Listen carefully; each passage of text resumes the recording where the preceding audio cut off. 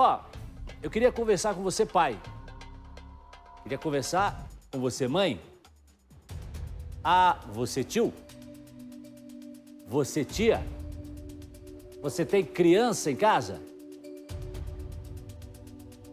Quero perguntar o seguinte, você sabe o que as crianças estão vendo na internet? Ou melhor, você sabe quem o seu filho está vendo nas redes sociais e nas plataformas de vídeo? Pois é, o Balanço Geral traz agora o caso de um youtuber de 32 anos que tem milhares de seguidores. Tem milhares de seguidores. Mas foi parar atrás das grades. Gente, então agora eu queria que você parasse um pouquinho e prestasse atenção. Porque será que o seu filho talvez não seja também seguidor desse homem? Desse youtuber? É importante, gente, a gente sempre fala disso, é muito importante saber, é importante saber o que as crianças, né, os nossos filhos estão vendo na internet. O negócio desse youtuber, ele dá direto com a piazada. Ele tem um canal especializado em games. O rapaz é suspeito de abusar de um menino que na época do crime tinha 12 anos de idade. O abuso teria acontecido num parque aqui de Curitiba. Sabe onde? Sabe onde? Dentro do banheiro público.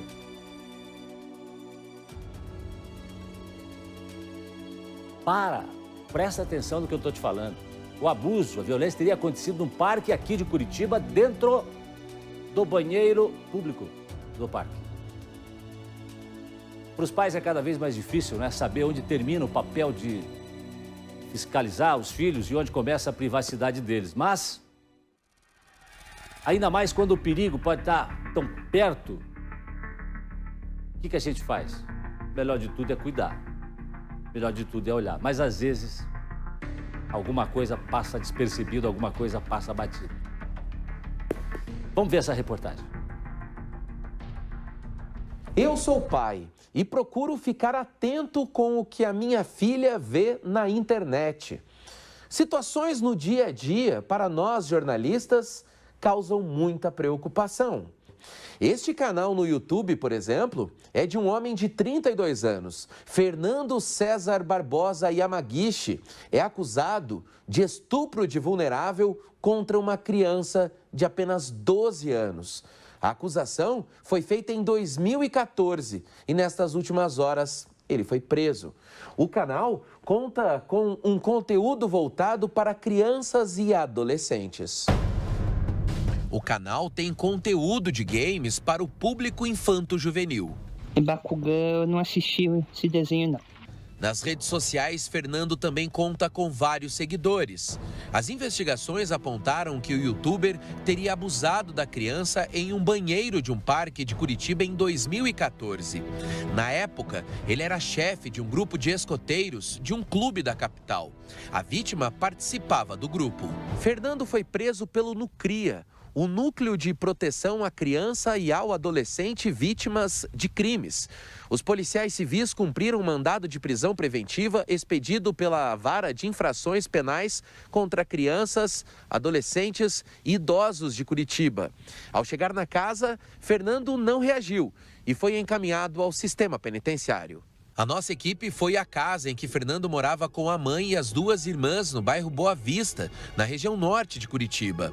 Eu conversei com a mãe, sem identificá-la. A gente nem mora aqui, nem somos daqui. Casa de aluguel? Não, a casa é minha, mas faz um tempo que eu tenho essa casa, que eu pus à venda agora. Que a gente trabalha em São Paulo e mora lá. Só que o Fernando nunca esteve com a gente, ele sempre esteve aqui. Então, assim, e quando eu não estava aqui, estava com a avó. Que eu falei pra senhora. Então é muito estranho. Após a prisão de Fernando, a família garante que não quer se envolver e avalia se vai ou não contratar um advogado.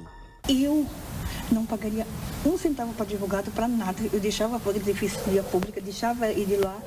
Eu acho que se você não deve, não teme. A mãe acredita que o filho youtuber foi acusado injustamente. Ela disse que o filho sempre se mostrou um homem tranquilo. A senhora acha que ele pode ter feito isso? Ai, Coração de mãe, o que a senhora acha? Não. Fernando é sempre muito burro. Esse negócio de ficar ostentando, mostrando, é muito estranho. A única coisa que eu sei que na época ele comentou é que tinha uma mãe que não gostava dele, realmente não gostava dele. Mas durante a conversa, ela ainda disse que, se comprovado o crime, o filho tem que ser punido. Eu eduquei meus filhos, eu tenho 3 filhos, eu sei como eduquei eles. E eu acho assim, se a pessoa fez, se fez ali, está provado que ela fez, ela tem que pagar. Eu discordo com minha mãe por causa disso, né? Eu acho que se fez, se é provado, eu me coloco do lado da outra mãe.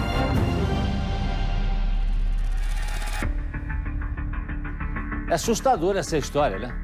É assustadora essa história. Você veja, é um rapaz que é youtuber, era, né? Foi preso. Enfim, aí envolve as crianças, participava de um grupo que mexia exatamente com adolescentes, pré-adolescentes, né? Crianças. Escotismo. Né? Escotismo. Enfim, e aí de repente pratica esse tipo de violência. A delegada que acompanha o caso, ela deu mais detalhes sobre como o youtuber conheceu o garoto de que ele teria abusado. Ele conheceu a vítima, um adolescente de 12 anos de idade à época, em março de 2014, num campeonato de armas de brinquedo, momento em que passaram a conversar por aplicativos de celular e redes sociais. Mensagens essas que, com o passar do tempo, começaram a ter uma conotação sexual. Aproximadamente em setembro do mesmo ano, num evento dessa temática no Jardim Botânico, o noticiado abordou a vítima e o levou ao banheiro, tendo então praticado o abuso sexual. Muitos pedófilos se aproveitam desse ambiente para ganhar a confiança das crianças e, posteriormente, solicitar fotos, vídeos ou até mesmo marcar encontros. A Polícia Civil reitera aos pais e responsáveis de crianças e adolescentes a importância de estarem atentos ao conteúdo utilizado pelos filhos em redes sociais e aplicativos. Você tem cuidado bem do seu filho? Tem olhado o que as crianças têm feito em casa? Quais os encontros que eles têm ido? Claro que agora com a pandemia o pessoal não está saindo de casa, mas isso foi em 2014. Uma criança foi violentada, segundo a polícia, dentro do banheiro do parque. Gente, essa é mais uma reportagem que a gente traz em primeira mão aqui no Balanço Geral, para que sirva de alerta para a família, para que sirva de alerta para as famílias olharem o que os nossos filhos estão vendo na internet. Nossa, é muito importante que se comece quando elas são crianças, tanto com o diálogo, no seguinte sentido, que se há um estranho, como ela não vai conversar com um estranho na rua, não vai conversar com um estranho sem supervisão, dentro do quarto dela, no computador, ou no telefone, ou no tablet, enfim, no esquema que for.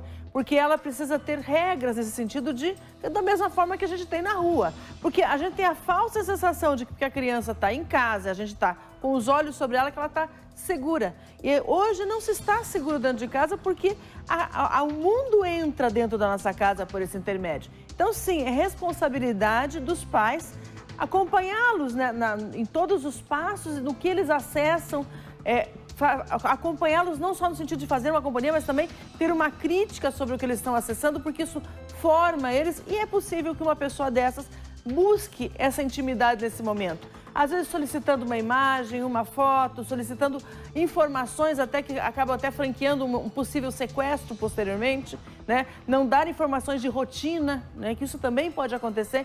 Então é importante que os pais conversem e sim acompanhem o que os filhos estão acessando até que termine a adolescência deles. Tem 2 momentos positivos. Um, os pais conhecem mais os filhos, que é muito importante. E outro, realmente vão estar protegendo. Não se preocupe com aquele momento, ele precisa de privacidade. O que é mais importante, o risco físico que se pode deixar acontecer ou a privacidade? É só pesar na balança. A privacidade, se você for um pai que ou entenda, ou seja, que acompanhe, ele não vai se importar que você veja e compartilhe da vida dele. Então é importante sim esse alerta que a doutora Ellen fez e que a gente repete aqui. Seja companheiro, compartilhe, verifique o que ele está fazendo para que não coloque essa criança em um risco né? Nós já tivemos uma adolescente que pegou um Uber, ou um aplicativo, até São Paulo para visitar uma pessoa que ela conheceu pela internet, né?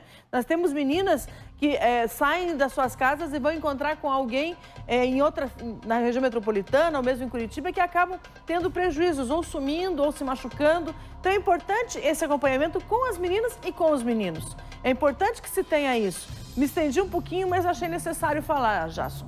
Aqui a senhora tem vez e tem voz, doutora Márcia. Né? Mas acho importante realmente reafirmar isso. Você não está prejudicando o seu filho sendo companheiro, acompanhando, aconselhando, dando essas orientações e permanecendo junto. Eu estou só conhecendo melhor o filho.